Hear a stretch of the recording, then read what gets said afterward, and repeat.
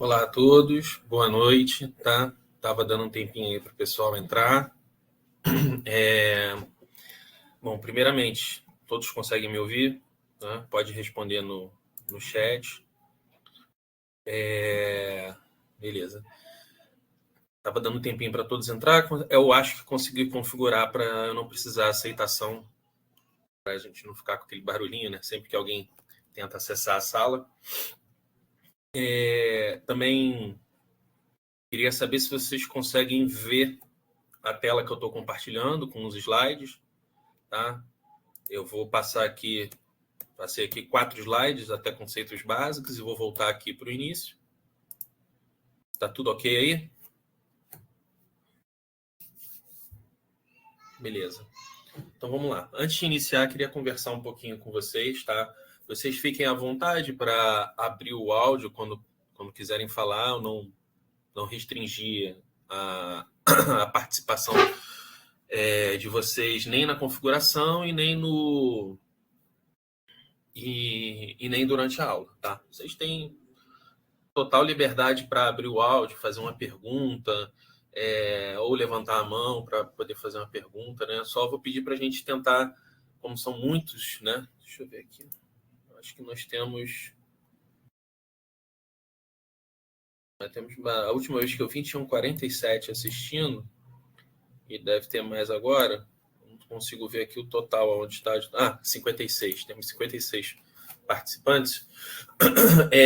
Vou pedir para a gente tentar se organizar para quando um estiver falando, esperar parar para poder fazer a pergunta, tá? Eu já utilizei essa plataforma RNP, mas somente uma vez. Então, vou pedir paciência caso eu não consiga fazer alguma coisa com vocês, tá? Principalmente essa questão das perguntas, das dúvidas. Bom, vou falar um pouco como é que vai ser a disciplina, tá? Primeiramente, eu coloquei somente o conteúdo já do curso basicamente todo, né, em uma única postagem. Por quê? Eu quero que vocês, nessa primeira semana, leiam o material. Eu vi pelos grupos, né, do Telegram e do WhatsApp que vocês ainda têm um prazo até dia 23, né, para entregar uma última atividade da disciplina anterior.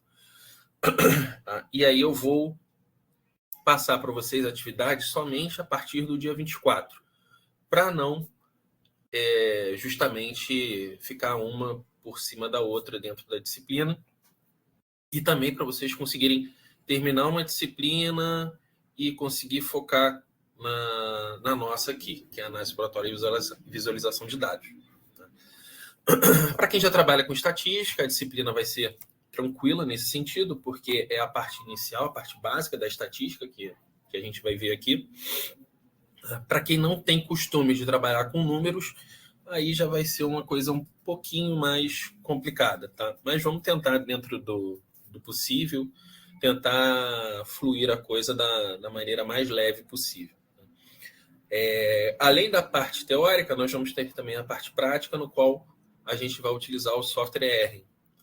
Conversando com o professor Diógenes, que é o coordenador do curso, a ideia é que vocês utilizem o mesmo software durante o programa, durante a especialização inteira, durante o curso inteiro.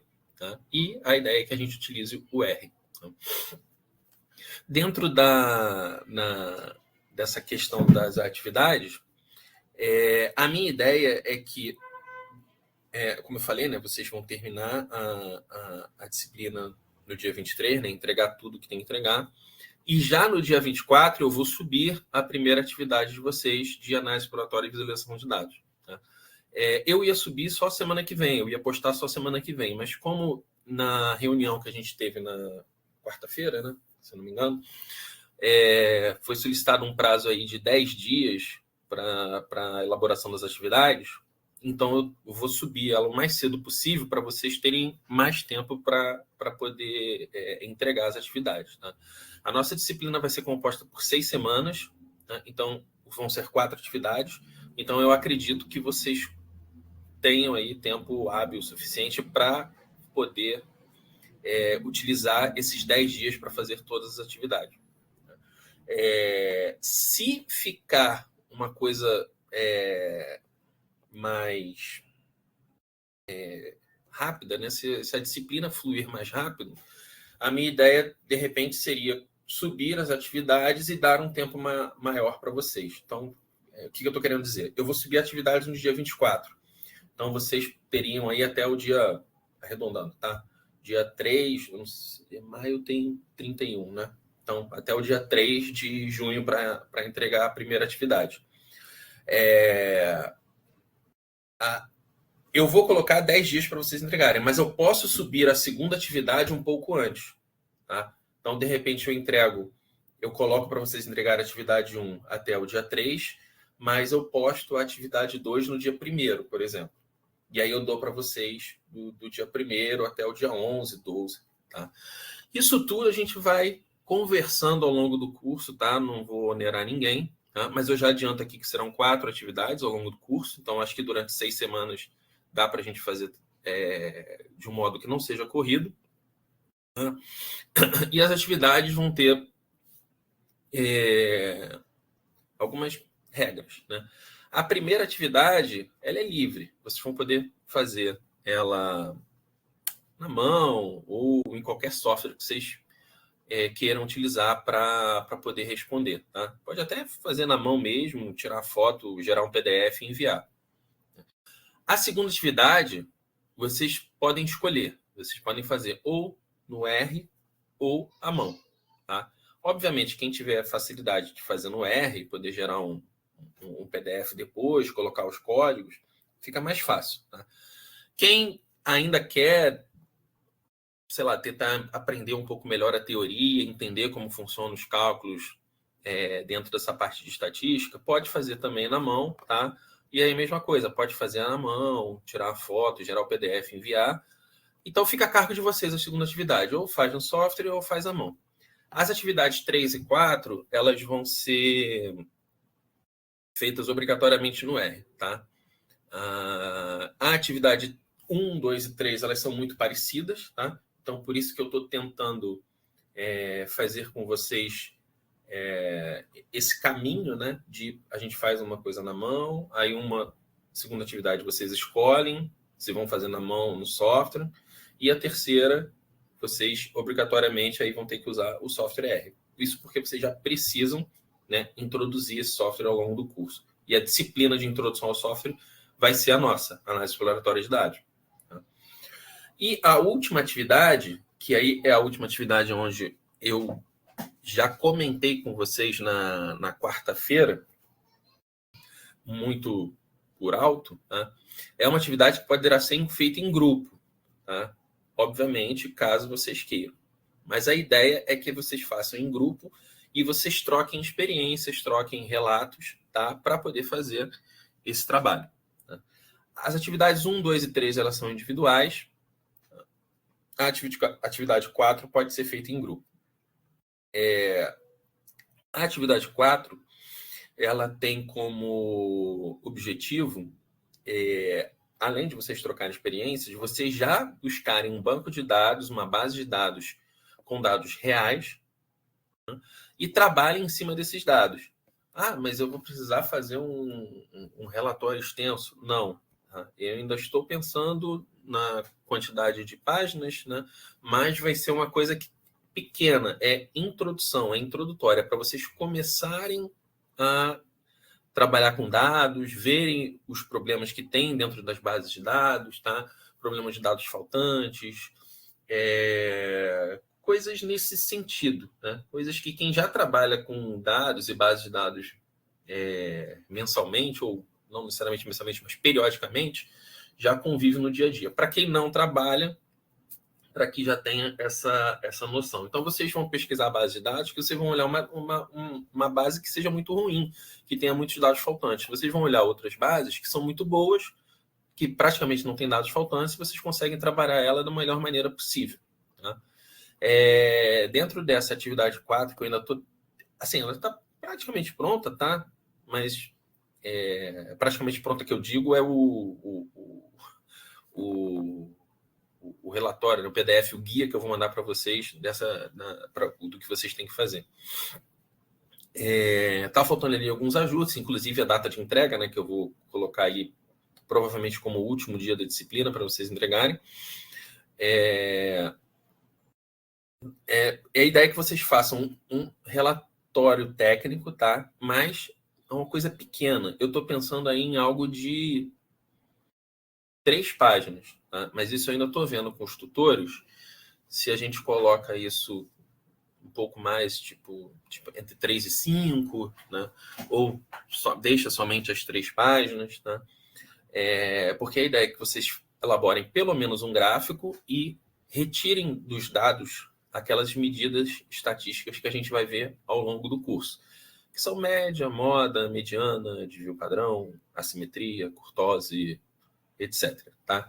No caso de ter a possibilidade, né, de fazer uma análise bivariada, vocês também podem fazer dentro do relatório. Tá?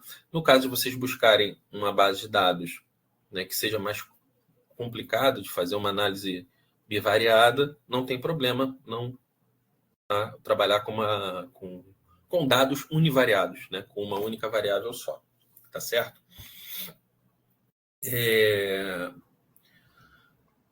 Bom, até aqui, alguma dúvida? Eu sei que essa parte das atividades é algo que vocês ficam muito ansiosos, né, para saber, mas eu tentei falar para vocês o geral de como vai ser, tá?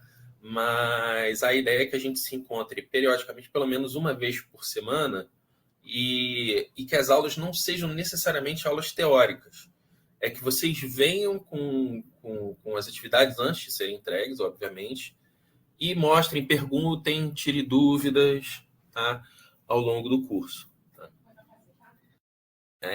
Então, Bruno está perguntando, alguma possibilidade de liberar o uso do Python para atividade? Bruno, aí você... Assim, de minha parte, não teria problema. O problema é que tem que ver se a especialização vai trabalhar com Python, tá? Porque numa primeira conversa que a gente teve, a ideia era usar o R. Tudo bem que Python e R são muito próximos. Tá? Isso é uma coisa que eu vou ter que anotar isso, tá? E perguntar para o coordenador de curso se a gente vai usar um software realmente ao longo do curso ou se vai liberar o uso de softwares que vocês já tenham mais afinidade. Então, assim, de cara eu não consigo te responder essa pergunta. Se você estiver no grupo do Telegram, você puder colocar essa pergunta lá no grupo. É que assim, eu não vou parar a aula agora para mandar mensagem para o Diógenes, mas manda essa pergunta, se puder, lá no grupo do Telegram para a gente, por favor, que aí a gente discute isso diretamente com o professor, e eu também me lembro de perguntar para ele no privado como é que vai ser essa questão do software. Que a princípio a gente tinha pensado no R. Bom, gente, em relação às atividades, mais alguma pergunta, alguma dúvida? Ok. Tudo vai ser feito no Classroom, tá? No Google Classroom. A única coisa que eu vou utilizar o SIGA vai ser para lançar as notas de vocês. Então, fora isso, é tudo feito no Google Classroom. Vou subir, vou postar tudo no Classroom para vocês fazerem. Em relação às aulas, como eu falei, a ideia é que a gente trabalhe aqui nas aulas não necessariamente a parte teórica. Hoje, obviamente, a gente está tendo um primeiro encontro, eu já vou falar um pouco da parte teórica, até para quem já sabe estatística, eu acho que vai ser uma coisa muito básica, né? Mas a ideia é que as aulas síncronas, né, sejam uma coisa mais de vocês tirarem dúvidas e trabalhar ao longo do curso com as atividades para aprender de fato na prática como fazer os cálculos, né, e as programações que têm que ser feitas e tudo, e extrair, né, da base de dados as informações que vocês precisam. Por quê? Em relação à disciplina, tá, além das nossas aulas síncronas, a gente tem os vídeos assíncronos que o professor Diógenes passou para mim, e é basicamente o curso ao longo das nossas 6 semanas aí, é o curso que já está gravado. Tá? Eu não postei isso antes porque eu queria ter esse primeiro encontro encontro com vocês. Inclusive, eu gostaria que quem não estivesse aqui assistisse essa primeira aula gravada para depois ir para as aulas assíncronas, tá? Por quê? O material complementar, onde vai ter essas aulas assíncronas, são todas já gravadas pelo professor Diógenes, né? E dentro das aulas assíncronas, o professor Diógenes já tratou essa parte toda da nossa disciplina, tá? Inclusive com o uso do R, o uso do software R, que eu estava vendo, né, como é que foi a dinâmica, tá? E são aulas bem mais curtas, né?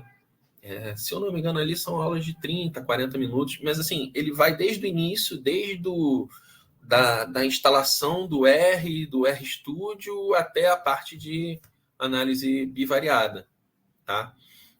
Então, a ideia aqui é que vocês, nas aulas síncronas, tragam basicamente as dúvidas, né?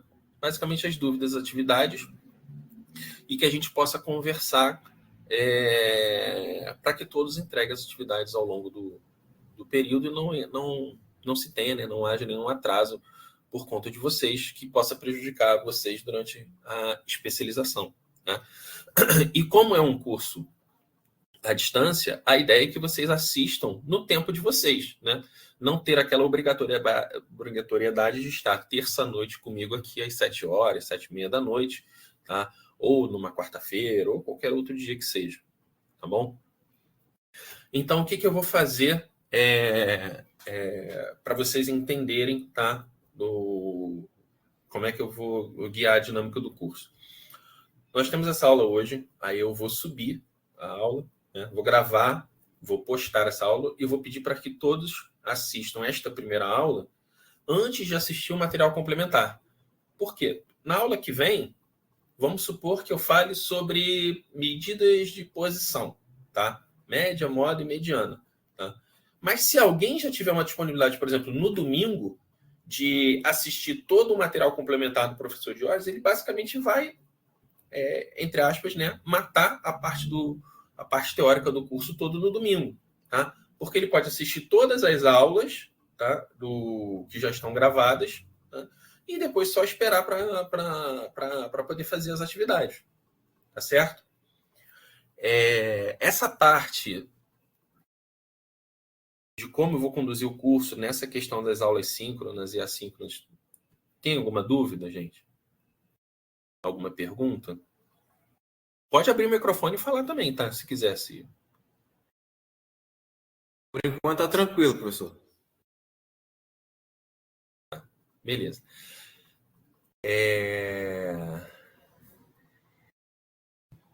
Bom, gente, acho que é isso. Acho que eu então vou começar a falar um pouco aqui da parte da matéria em si, tá?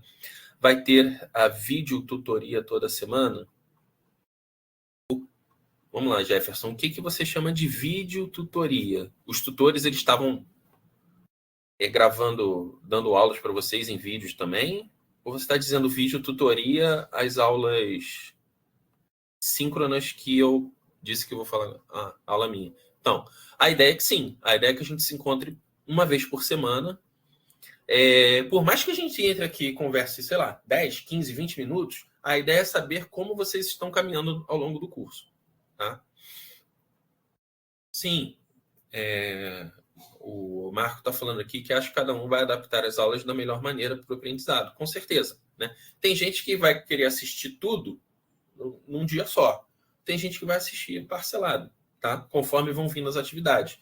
E é normal, não tem problema nenhum. Vai ser no ritmo de vocês, tá? Josué perguntando, se a pessoa assistir às aulas gravadas e conseguir compreender sozinha, precisar comparecer às aulas síncronas? Não, de jeito nenhum. Tá? As aulas síncronas, elas ficam gravadas, inclusive para quem quiser assistir depois. Tá? A ideia das aulas síncronas é mais para tirar dúvidas do que necessariamente para dar o conteúdo. Eu vou dar o conteúdo, né, porque a gente já vai estar aqui, então a gente vai caminhando com o curso para poder dar, né, esse conteúdo da melhor maneira possível. E que, para quem já está online, né, já ter aquela parte do curso, né, assistida. Né? Mas a ideia principal da aula síncrona principalmente quando a gente terminar essa parte da teoria, é que vocês venham com dúvidas das atividades, se vocês estão conseguindo fazer, se não estão conseguindo fazer, tá? E o que a gente pode fazer de repente, né, ao longo do curso aí para melhorar esse aprendizado, né? E assim, tentando dar o maior tempo possível para vocês poderem fazer as atividades no tempo de vocês. Ok, Josué?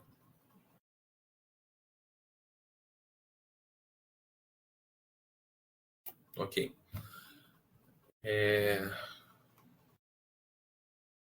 Não tem ninguém mais digitando. Bom, então como eu falei, de repente a gente pode entrar numa aula síncrona e durar 20 minutos, né? A gente vai tirar dúvidas e aí já não tem mais conteúdo para dar, então a gente tirou as dúvidas ali em 20 minutos, 15 minutos, 30 minutos. Tá? E a ideia também é que não seja uma coisa muito extensa, como vocês também colocaram lá na semana, na quarta-feira passada, né? De que seja uma coisa de, assim, no máximo 2 horas. Mas eu vou tentar reduzir isso, tá, gente? Porque eu sei que é maçante, né? Ficar assistindo aula em frente ao computador é muito diferente da dinâmica presencial. Tá? Bom, então vou começar então. Se alguém tiver alguma dúvida aí, eu vou passar os slides aqui e aí eu já não consigo ver necessariamente as perguntas, as mensagens. Aí só dá um aviso, alguma coisa falando que tem uma pergunta aí no chat que eu volto aqui e respondo, tá? Bom, a bibliografia recomendada, tá? Além daquela que vocês têm do curso, eu gosto muito do livro do Jack Levin, tá? Que esse é Estatística Aplicada às Ciências Humanas. Esse livro, ele contempla bastante coisa dentro da estatística, inclusive, assim, eu acho que vai ser um livro muito bom para vocês terem para a especialização como um todo, tá? O livro da Sônia Vieira, Elementos de Estatística, é um livro que basicamente vai servir para a nossa disciplina, tá? Aí já não tem tanta coisa assim. E o livro do Thomas e da Linda também já é ele tem um pouquinho mais do que o Elementos de Estatística, tá? Mas ele não acho que contempla a especialização inteira. Mas é um livro também muito bom, muito didático, que eu gosto bastante. Então, se vocês quiserem pesquisar o livro, utilizar, eles vão ser de grande valia para vocês. Muito bem, os conceitos básicos. O que é estatística? A estatística ela vai utilizar teorias probabilísticas, ou também chamadas de teorias estocásticas. Né? Um processo probabilístico, um processo estocástico são sinônimos. Tá? Processos estocásticos são processos probabilísticos, que têm como base a lei de probabilidade. Tá? Então, ele vai utilizar teorias probabilísticas para explicar a frequência dos fenômenos. E, na medida do possível, a gente vai conseguir prever os acontecimentos no futuro. Então, para a gente poder fazer isso, a gente precisa de dados e informações. Sem dados, sem informação, a gente não consegue fazer uma previsão ou fazer uma tomada de decisão. Tá? Dentro desses dados, a gente tem a parte de tratamento e análise dessas informações. Tá? Tratamento, como eu já comentei aqui um tempinho atrás, tá? Basicamente você retirar, vamos colocar entre aspas, tudo que é lixo dentro do nosso banco de dados. O nosso banco de dados ele vem com muita coisa, com dados faltantes ou com muitas informações, né? Muitos dados que não correspondem à realidade, apesar de se tratar de uma base de dados, entre aspas, real. Né? Então, em geral, toda base de dados há necessidade de fazer um tratamento, tá? Antes de fazer uma análise estatística dentro desse banco de dados. Tá? E a partir desse tratamento e análise, a gente tem a nossa tomada de decisão. É onde o pesquisador, né, o estatístico, o engenheiro ou qualquer outro profissional vai fazer a sua opção para a tomada de decisão, né? O importante aqui é que a gente toma a decisão baseada em fatos, em dados, informações, tá? Mas quem toma a decisão de fato é o pesquisador, né? O dado, a informação, ela não vai tomar a decisão pela gente. Então, a gente pode ver uma informação que a gente considere, né, que não é importante, tomando a decisão contrária que os dados estão falando, tá? Os que os dados estão nos mostrando. Bom, então, alguns conceitos básicos. População vai ser todo conjunto de valores, né? Indivíduos ou objetos que vão descrever o fenômeno que interessa ao pesquisador, ao estatístico, ao profissional que esteja trabalhando com esses dados, né? População aqui não leva aquele conceito geográfico, né, de pessoas, né? A gente pode ter uma fábrica de parafusos, né, onde a nossa população seja todos os parafusos produzidos ao longo do dia, né? Ou seja, é um objeto. O censo vai ser uma pesquisa onde a gente analisa todos os elementos populacionais. Então, a gente vai avaliar todos os elementos da população dentro do nosso conjunto, né, de dados. E a amostra vai ser uma parcela, né, um subconjunto desses elementos que pertencem à nossa população. Essa amostra precisa ser representativa, não viciada, aleatória e a mais ampla possível, dentro das nossas possibilidades, tá?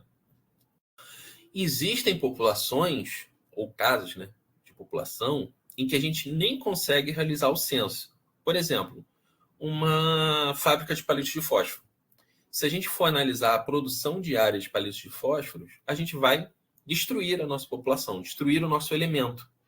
Se a gente destrói o nosso elemento, a gente não tem, né, entre aspas, o que vender. A nossa produção, ela termina ali, né, no nosso teste, no nosso censo. Então, no caso, por exemplo, de uma fábrica de produção de palitos de fósforo, uma amostra, para poder ver a qualidade da produção ao longo do dia, ela é obrigatória, tá? A gente nunca vai poder fazer um censo nesse caso. Ou seja, existem casos em que a população, a gente chama de uma população destrutiva, né? A partir da análise daquela população, a gente precisa descartá-la. Daquele elemento dentro da população, a gente precisa descartá-lo, né? O parâmetro, ele vai ser uma grandeza mensurável, que vai permitir apresentar as características principais da população, né? E aí a gente tem algumas, como média, moda, variância, desvio padrão, mediana, e por aí vai. E a estimativa vai ser o processo que consiste no uso dos meus dados da amostra, tá? Para poder estimar quem? Estimar o meu parâmetro populacional. Ou seja, o parâmetro é a minha grandeza que vem da população. A estimativa vai ser a minha grandeza, né? A minha mensuração que vem da amostra. Nós temos dois ramos na estatística, que é a estatística indutiva, onde a partir de uma amostra da população a gente vai poder fazer uma inferência em relação a uma população inteira. A gente então consegue estender esses resultados da amostra para a população. E nós temos a estatística descritiva, né, que, como o próprio nome diz, ela visa descrever os dados de uma forma real, tá? E a gente nos permite entendê-lo melhor, tá? O objetivo vai ser informar, prevenir e esclarecer, mas a gente não necessariamente toma alguma decisão em relação à estatística descritiva. Como o próprio nome diz, ela descreve o nosso banco, os nossos dados. Então, esse aí é um ciclo que acontece dentro da estatística. A partir de uma população, nós temos uma amostra. Então, essa amostra, que é uma parte da população, um subconjunto da população, a gente faz inicialmente uma estatística descritiva desses dados, né, dessa amostragem, né? Essa estatística descritiva, a gente tem as nossas probabilidades associadas, como a gente já falou, né, a estatística ela se baseia nas teorias probabilísticas, né? Então, a partir das teorias de probabilidade, a gente tem o nosso erro, né? O que o pesquisador ou o profissional faz? Esse erro ele nunca vai ser calculado. Esse erro ele é controlado, né? Essa essa parte do erro vocês vão ver melhor na parte de estatística inferencial. Tá? Mas só para vocês tentarem entender aqui, o erro ele é um erro que ele já é pré-definido entre aspas, né? Mas a gente já sabe que vai errar naquela amostra em 1%, em 5%, em 10%, tá? Geralmente a gente trabalha com erros de 1% e 5%, tá? O mais usual é 5%. Né? Então, pesquisas amostrais trabalham com erros de 5%, por exemplo. Né? Ou seja, a gente tem em 20 amostras extraídas de uma mesma população, se a gente vai trabalhar com erro de 5%, a gente imagina, né, ou prevê que uma das 20 amostras que a gente possa extrair de uma mesma população esteja dentro desse erro, dentro desses 5% que a gente está previamente calculado aqui na estatística. Mais para frente, vocês vão ver que esse nosso erro a gente chama de alfa. Né? É um erro alfa. Só que existem casos em que você precisa errar muito pouco. Casos que você precisa errar muito pouco, você vai reduzir esse erro, vai jogar esse erro lá para baixo. Então, por exemplo, no exame de DNA, o erro é 0,0001%. Tá? Por quê? Bom, quando você está inferindo a paternidade de alguém para uma pessoa, né, você precisa errar muito pouco. E como é que a gente faz para errar menos ainda? A gente faz o teste e o reteste. Se nas duas amostras que a gente fez, né, o primeiro exame, o segundo exame, as duas caem no mesmo intervalo, né, de confiança, nossa confiabilidade de 95% dentro da nossa amostra, a gente conseguiu dizer que eu jogar esse erro mais lá para baixo ainda, né? Porque a gente fez 2 vezes o teste e em 2 vezes a gente conseguiu ter um resultado igual. Né? Então, a possibilidade, né, de ter caído no erro é muito, muito pequena. Né? Bom, e aí, acabei já falando, né? A partir do erro, a gente tem a nossa inferência estatística, por exemplo, no teste de DNA, inferir se uma pessoa é pai ou não, né, daquela criança. A representação dentro da estatística, ela vai se dar nas medidas populacionais pelas letras gregas e nas medidas amostrais, a gente utiliza as letras latinas. Então, por exemplo, a média na população é denotada por μ. Tá? Já na amostra, a gente chama de x barra. Aí está só o x, mas geralmente a gente coloca uma barra em cima. Tá? O desvio padrão, ele é sigma na população. Na amostra, a gente vai denotar por S. Na proporção, P na população, P na amostra. Tá? Assim por diante. Tá? Sempre que a gente tiver uma medida populacional, que a gente vai ter, na verdade, o quê?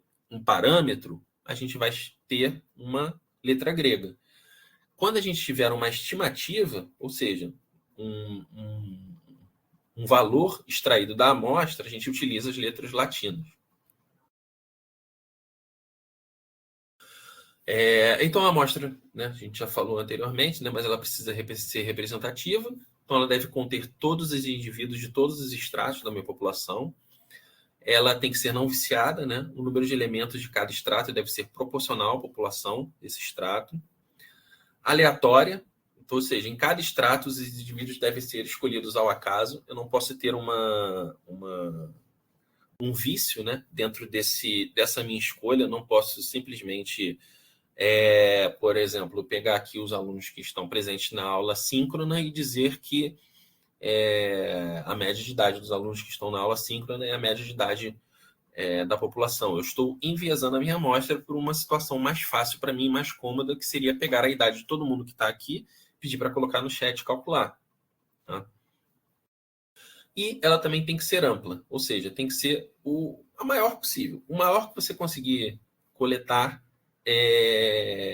de elementos dentro da sua amostra, mais ela vai tender aos valores da sua população. Né? Como é que a gente consegue reduzir o erro numa amostragem? Somente realmente aumentando o meu tamanho amostral. Tá? Porque quanto mais eu aumento, mais ele se aproxima dos valores populacionais. Antes, deixa eu dar uma olhada aqui. Vamos lá, o não, o Bruno pediu para repetir o nome do primeiro livro, mas já colocou aqui, o Frederico colocou embaixo. De qualquer maneira, Bruno, os slides, eles estão lá no Google Classroom, tá? Você pode baixar eles lá, tá? Você pode salvar eles lá, que logo no segundo slide já tem a bibliografia para vocês consultarem, tá? Inclusive, esse livro de Jack Levin, a gente lá eu coloquei, se não me engano, segunda edição, de 87, mas já tem edições mais novas. Tá? Em relação à coleta e organização de dados. Primeiramente, quais são os tipos de dados que a gente tem? Bom, então os dados vão ser informações coletadas por meio de observações, medições ou pesquisas. Eles vão ser a base para análise estatística e tomada de decisão dentro das nossas áreas, tais como a gente vai trabalhar aqui: saúde, educação, segurança, transporte, economia, entre outras que vocês tenham dentro do seu dia a dia. Tá? O primeiro tipo de dado que a gente tem são os dados qualitativos, ou também chamados de dados categóricos. Tá? São aqueles que vão expressar qualidades, características ou categorias e não vão ser medidos numericamente. Os dados qualitativos, eles subdividem em dois tipos. Né? Nós temos os dados nominais e os dados ordinais. Os dados nominais, eles não vão possuir uma ordem natural. Né? Então, por exemplo, como a gente tem aí, cor dos olhos: azul, verde, castanho, preto. Né? Estado civil: solteiro, casado, divorciado, união estável, por exemplo. Já os dados ordinais, eles podem, de alguma maneira, ser colocados em alguma ordem. Tá? Eles possuem uma hierarquia dentro deles. Mas não necessariamente eles vão ter intervalos numéricos definidos. Tá? A gente já pode até definir como intervalos numéricos, mas não necessariamente a gente vai ter esses intervalos numéricos definidos. Então, por exemplo, nível de escolaridade, fundamental, médio, superior, a gente pode, de alguma maneira, ordenar esses dados, né? Fundamental, médio, superior. Grau de satisfação no atendimento telemarketing. Tá? A gente pode ter ruim, regular, bom, ótimo. Tá? Muito ruim. Se a gente colocar em um muito ruim, ele traria onde? Ele traria atrás do ruim. Então, de alguma maneira, os dados ordinais, a gente consegue classificar eles dentro do nosso banco de dados. Né? Classificação de concursos, por exemplo, também, né? Primeiro, segundo, terceiro, quarto colocados, tudo dado do tipo ordinal. Então, os dados qualitativos, eles têm dados nominais, né? Por exemplo, sexo, né? Masculino, feminino, não informado, também são dados nominais. E os ordinais, que é aqueles que a gente podem colocar dentro de alguma ordem. E o segundo tipo de dado que a gente tem são os dados quantitativos, ou os dados que a gente chama também de numéricos, né? Que nesse sim a gente vai expressar necessariamente por números e a gente pode medir eles de alguma maneira. Também subdivididos em dois tipos, ok? Dados discretos e dados contínuos. Os dados discretos, eles geralmente assumem valores inteiros. Geralmente a gente consegue medi-los por resultados de contagem, tá? Por exemplo, número de filhos, número de habitantes, chamadas atendidas por dia, tá? Geralmente assumem valores inteiros, tá? Não necessariamente eles vão assumir valores inteiros sempre. Vou dar um exemplo mais para frente. E temos também dados contínuos. Tá? Os dados contínuos, eles podem assumir qualquer valor dentro de um intervalo. Então, por exemplo, se eu tenho uma probabilidade varia entre 0 e 1. Dentro de 0 e 1, tá? Ele pode assumir qualquer valor dentro daquele intervalo. Tá? Geralmente, a gente tem esses resultados por algum tipo de medição. Tá? Por exemplo, altura, peso, temperatura, tempo de reação em segundos e por aí vai. Tá? O que diferencia de fato dados discretos, dados quantitativos discretos de dados quantitativos contínuos? São os saltos. Geralmente não. Basicamente, todos os dados discretos, eles possuem saltos. Tá? E não necessariamente vão assumir sempre valores inteiros. Por exemplo, Vamos supor que eu tenho uma prova múltipla escolha, que essa prova múltipla escolha contém 20 questões. Né? Essa prova múltipla escolha com 20 questões, se a gente coloca o mesmo peso para todas as questões, cada questão vai valer meio. Tá? Então, a nota de um aluno ela vai variar de 0 a 10, mas ela vai variar em saltos de meio. Por exemplo, ele pode tirar 0, meio, 1, 1,5, 2 e assim por diante, até 10. Esse é um exemplo de dado discreto.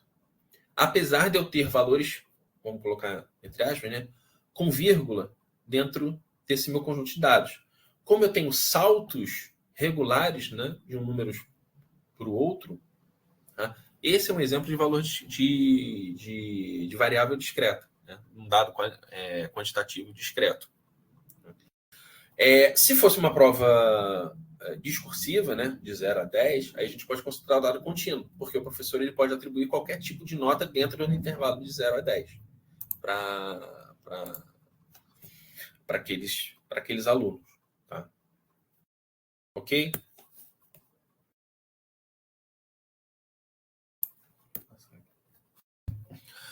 Então, a gente tem um quadro resumo, né? Tipo de dado, qualitativo, subtipo nominal ou ordinal, e com exemplos ao lado, né? Exemplo de dado qualitativo nominal, gênero, cor, profissão. Exemplo de dado qualitativo ordinal, grau de instrução, nível de dor, e por aí vai. E o tipo de dado quantitativo também pode ser subdividido em discreto ou contínuo, né? Um quantitativo discreto a gente pode dizer que são número de filhos, votos em uma urna, e os dados quantitativos contínuos a gente pode colocar como peso corporal, velocidade, altura e por aí vai. Exemplos, tá? Na educação, a gente pode coletar dados sobre o nível de escolaridade, que vão ser dados ordinais dentro de uma população, e planejar políticas de alfabetização e expansão do ensino superior. Dentro da saúde, a gente pode coletar dados como a idade dentro de campanhas de vacinação. Tá? O dado dentro da campanha de vacinação, idade, é um dado quantitativo contínuo. E aqui eu chamo a atenção para a idade ser um quantitativo contínuo, por quê? A idade, a gente pode discretizar a idade. Por exemplo, todo mundo fala, eu tenho 40 anos, eu tenho 30 anos. Mas a idade é um dado contínuo. Tá? Porque, na verdade, a pessoa que tem 40 anos, ela tem 40 anos, 5 meses, 2 dias, não sei quantas horas e por aí vai. Tá? Por isso que a gente considera a idade, na sua essência, um dado quantitativo contínuo. Mas, em geral, a gente faz uma discretização da idade quando a gente fala a nossa idade. Tá? Mas, na sua essência, ela é contínua. E também podemos coletar o tipo sanguíneo, que seria um qualitativo nominal, que são essenciais para grupos prioritários. Então, dentro da saúde, a gente tem esse tipo de exemplo. Na segurança pública, a contagem de ocorrências criminais, que vai ser um dado quantitativo discreto, e a classificação de áreas por grau de vulnerabilidade, que vai ser um qualitativo ordinal, que vão orientar ou podem orientar ações estratégicas dentro da segurança, dentro das polícias militares civil. Tá? Então, grau de vulnerabilidade vai ser um qualitativo ordinal, por quê? A gente pode colocar as áreas como perigo alto, médio ou baixo, ou muito baixo, baixo, médio, alto e muito alto, e assim por diante. Tá? Por aí vai. Bom, antes de continuar o banco de dados, deixa eu ver se tem alguma pergunta aqui. Não. Gente, eu tô indo, tá? Eu vou até às 8 horas. Se ninguém tiver dúvida, a gente encerra até 8 horas. Não precisa ir até às 9, não. Parte de banco de dados. Né? Professor, eu te fiz uma pergunta. É porque você falou dessa questão da vulnerabilidade, segurança, né?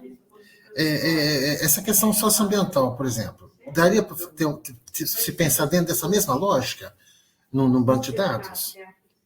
Vulnerabilidade socioambiental. Vulnerabilidade socioambiental, Acho que sim, né?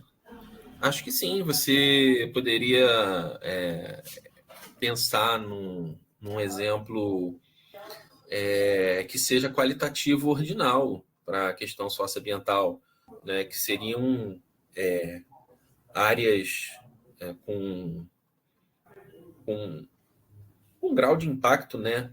Impacto ambiental, desastre ambiental, por exemplo. Por exemplo, vou dar um exemplo aqui: urbana e rural, né? Acho que é isso que você está me perguntando, urbano e rural. Né? Dentro da área urbana, você vai ter áreas que sejam mais vulneráveis, né, a essa questão da minha ambientalidade, né, dentro do nosso, né, ecossistema. Por exemplo, vão ter mais carros andando, mais ônibus, mais transporte que vão poluir mais o ambiente, né? E você vai ter áreas que vão ter menos, tá? Vão ter áreas que, mesmo dentro da área urbana, né, que tenham mais florestas, né, que de repente tenham um impacto menor, que tenha menos carros rodando dentro dessa questão socioambiental. Então, geralmente, os centros da cidade, né, onde ficam os núcleos, né, de trabalho, eles provavelmente, né, têm uma questão socioambiental em relação ao ar, por exemplo, maior, né? Onde o maior seja, por exemplo, um ar pior, uma qualidade do ar pior, né? Já, por exemplo, áreas rurais, de repente você vai ter uma área, um ar melhor para você respirar, né? Enfim, não sei se eu respondi, mas qualquer coisa você pode perguntar. Boa noite, Juarez. Oi. Está me ouvindo? Pode falar, estou ouvindo. Oi? Então, só para tentar contribuir também no debate aí com o Sérgio, levando em consideração que ainda é uma realidade muito presente nos nossos municípios, a parte do lixão, uma comunidade próxima ao lixão seria uma questão dessa da vulnerabilidade, um exemplo desse, como o Sérgio está buscando obter? Sim, seria uma área de risco alto, né? Diferente de uma área que não tem diferente de uma área que tenha, né, um descarte de lixo feito corretamente, né? Até em relação às empresas também, as empresas, né, que descartam os seus resíduos, dependendo de como façam, né? Sérgio, era isso mais ou menos que... Não, professor, é muito válida a provocação, porque eu fui para o meu imaginário, que quando você estava colocando a questão dos dados, e citou a questão da violência como exemplo, logicamente, né? E isso nos dá margem para pensar dentro das nossas realidades, né? E já ir pensando numa forma de enquadramento, né? Desse banco de dados para as nossas realidades locais, por assim dizer. Eu trabalho em área de desastre e mineração, pessoal do desastre da Vale, de Brumadinho, né? 2019. E eu estou na cara do Paraupeba aqui. Então, realmente, eu estou buscando, dentro do que o senhor e outros falam, né? Uma forma de trazer para a minha realidade, usar esses conhecimentos, né? Para que nós consigamos estimar da melhor forma possível aqui danos e questões socioambientais que são o nosso forte aqui para a nossa região. Então, valeu, sim. Sim, sim. Então, até trazendo para a sua realidade, por exemplo, Brumadinho seria uma área que hoje tem, né, um risco socioambiental bem alto, né? Já que ocorreu esse desastre e assim, eu não sei como é que está agora, né? Mas não sei se... Acho que, de repente, você pode responder até melhor do que eu, se eles já conseguiram ajustar aquela área lá, fazer algum trabalho que melhore, né, a situação. Olha, é tudo de uma subjetividade muito grande, professor, história longa, por assim dizer, mas Num primeiro momento, os avanços foram muito poucos. O que se tem aqui, na verdade, sob o ponto de vista de reparação, são acordos feitos entre instituições de justiça e governo do Estado, mas a reparação ambiental, que é o que se chama aqui de anexo 1.3, está longe de acontecer. Está longe de acontecer. É quase utópico se acreditar nisso. Então, muita gente estudando, né? Mas reparação, na essência da palavra, é uma caminhada muito longa. Tá? Então, eu diria que hoje o que se tem aqui é um grande campo para estudos. Mas a reparação socioambiental, isso é utopia quase. Tá? É complicado, né? Vamos lá. Tem perguntas aqui. Tiago perguntou se o livro mudou de nome em alguma edição. Tiago, não sei dizer, eu acho que não, tá? Achei esse exemplar de 2012, Estatística para as Ciências Humanas. Porque se for do mesmo autor, é bem provável que seja esse. Eu lembro que tem uma edição de 2009, se eu não me engano. Não sei se tem de 2012. Tá? Mas eu realmente acho que não mudou de nome não, Thiago. Jefferson tem 2 perguntas. Esses aproximados 160 slides abordam todo o curso. Vamos lá. Os 160 slides abordam a teoria do curso, tá? A parte teórica. Tá? Tem ainda a parte do R Markdown, mas a parte do R Markdown eu vou passar para vocês, são links para vocês poderem assistir os vídeos e a apostila, tá? E assim, como eu falei, a parte teórica do curso, tá? A parte de slides não tem a parte, por exemplo, prática, que é utilizar os códigos em R. E outra pergunta, o livro que mais usa é o Bussab Moretin, ele auxilia o nosso curso? Sim, o Bussab Moretin também pode ser utilizado durante o curso e dentro da especialização, sim.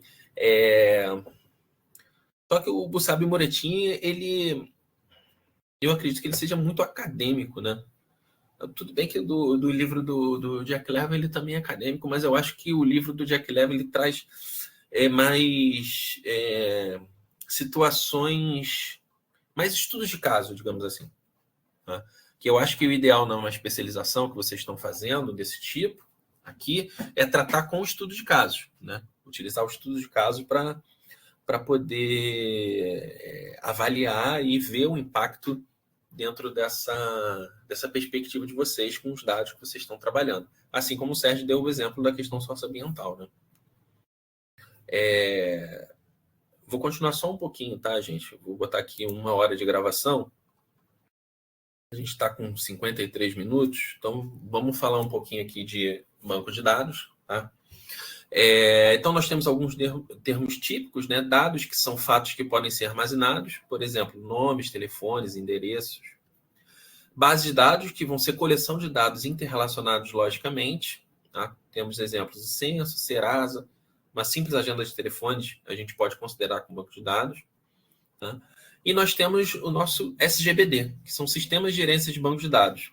São coleção de programas que permite a criação e a gerência dessas bases dentro do nosso dia a dia, tá? Temos o SQL, temos o Oracle, o MySQL, são alguns exemplos. Então, base de dados vai ser um conjunto de registros dispostos em uma estrutura regular que possibilita a reorganização deles mesmos e produção da informação. Tá? Em geral, um banco de dados ele vai agrupar os registros e são utilizados para um mesmo fim. Tá? Então, a gente sempre fala em bases de dados como sendo de algum tema. Por exemplo, base de dados da segurança, base de dados da educação, base de dados da saúde. Tá? Então, eles geralmente têm um mesmo fim. A gente pode cruzar bases de dados? Pode. Tá? O que se faz muito, cruzar bases de dados, né, com informações do IDH e educação, né, onde a gente vê que índices IDH maiores, a educação é maior e por aí vai. Tá? Esse é o exemplo mais comum aí que vocês com certeza já ouviram falar. Também são coleção de dados relacionados, onde os dados significam fatos conhecidos, que podem ser logicamente armazenados e possuem um significado implícito. E é um conjunto de informações organizadas sobre pessoas em geral, fatos, objetos, empresas, mercadorias, serviços, domicílios, etc, etc, etc. Ele pode ser gerado por meio manual ou magnético. Então, como eu falei, uma simples agenda de telefones antiga, né? Hoje em dia, a agenda de telefones é no celular, né? Mas uma agenda de telefone antiga, ela é considerada também um banco de dados, né? Uma simples lista de compras a gente pode considerar como um banco de dados, né? Você deveria ser uma lista de compras manual. Obviamente, ele é restrito quando gerado por meios manuais, né? Formado por variáveis qualitativas e quantitativas. Nós temos dentro deles microdados e nossos dados agregados, né? Geralmente, o microdado vai ser a menor informação que a gente tem dentro do banco de dados. E os dados agregados são os dados que, de alguma maneira, eles já foram agregados, né? Ou, entre aspas, né? Bem entre aspas, somados com alguma outra informação. Vão ser alocados por associação de casos que formam um subconjunto. E nós temos também os surveys, né? O survey normalmente é uma pesquisa que a gente elabora, tá? A gente faz a pesquisa e a partir dessa pesquisa a gente gera o nosso banco de dados. Tá? Então, o survey vai ser uma pesquisa que permite a obtenção de dados ou informações sobre características, ações e opiniões de um determinado grupo de pessoas. Tá? Pode ser um levantamento, uma sondagem ou um diagnóstico. Então, por exemplo, estudos de pesquisa de mercado é um tipo de survey. Coleta de dados por amostragem, questionando um grupo de cônjuges sobre fatores da felicidade conjugal, é uma sondagem de opinião pública. É um tipo de survey, por exemplo. Temos algumas propriedades implícitas dentro de um banco de dados, né? Representa algum aspecto do mundo real, por vezes chamado de universo ou população. A gente já viu anteriormente, né? População, o conjunto de todos os objetos, indivíduos ou pessoas que a gente tem dentro do nosso banco de dados, né? E a gente diz que ele representa algum aspecto do mundo real, porque, em geral, os nossos bancos de dados, eles não abrangem toda a nossa população. Então, vou dar um exemplo bem, bem prático para vocês entenderem. Tá? Registro de ocorrência policial. Tá? Geralmente, registro de ocorrência policial por mais que a gente tenha o nosso banco de dados lá e a gente diga que aquelas estatísticas são as estatísticas mensais dentro da nossa base de segurança pública, a gente na verdade não tem, né, a informação que não foi registrada. Tá?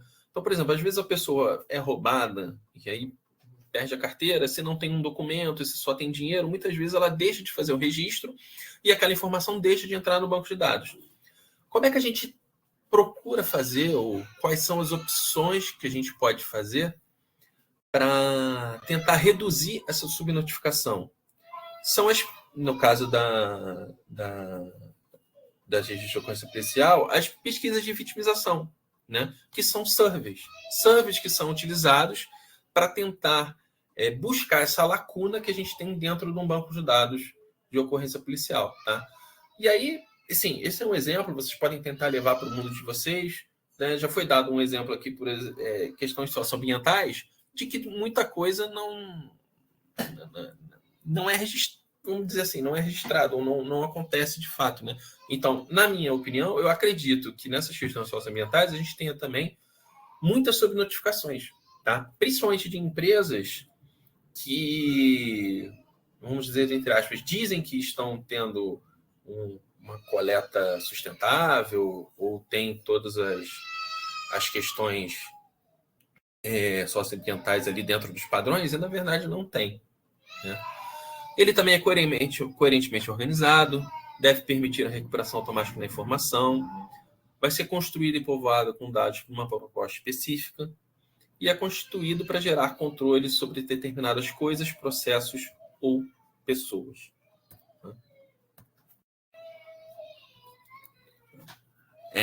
Utilidades do banco de dados: controle, gerar soluções, distribuição de efetivos, alocar ou realocar recursos, tá?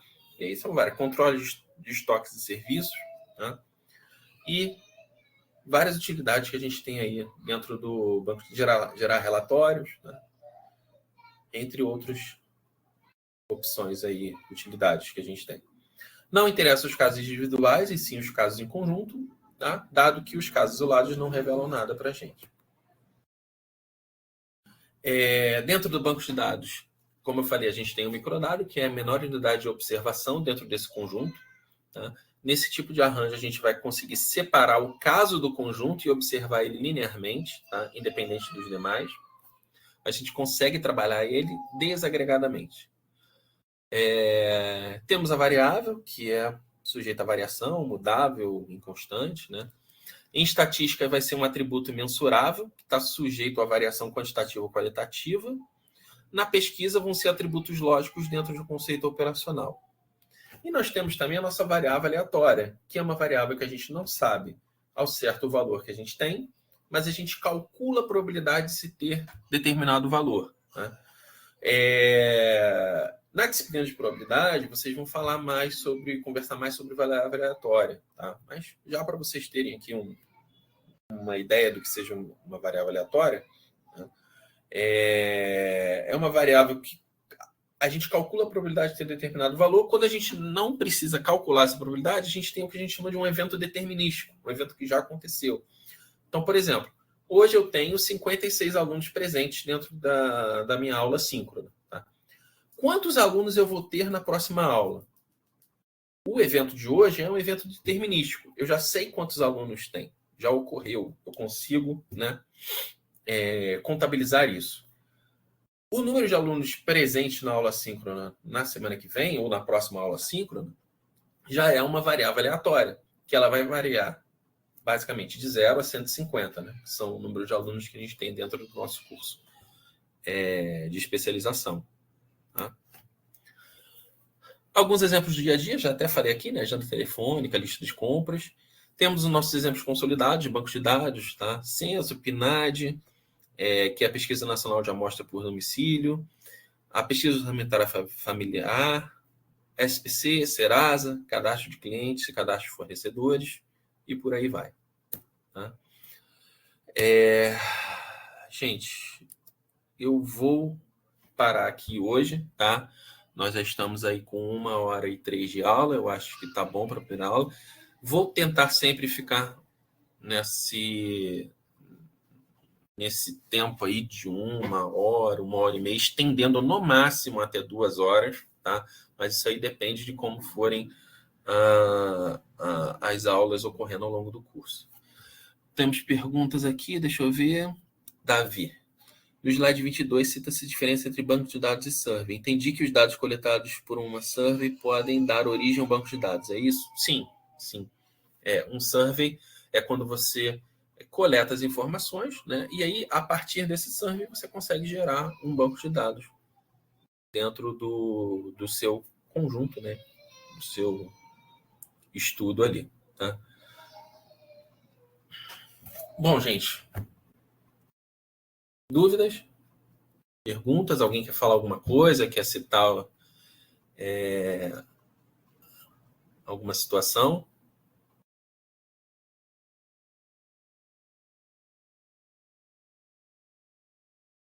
Tem gente digitando, então vou esperar um pouquinho.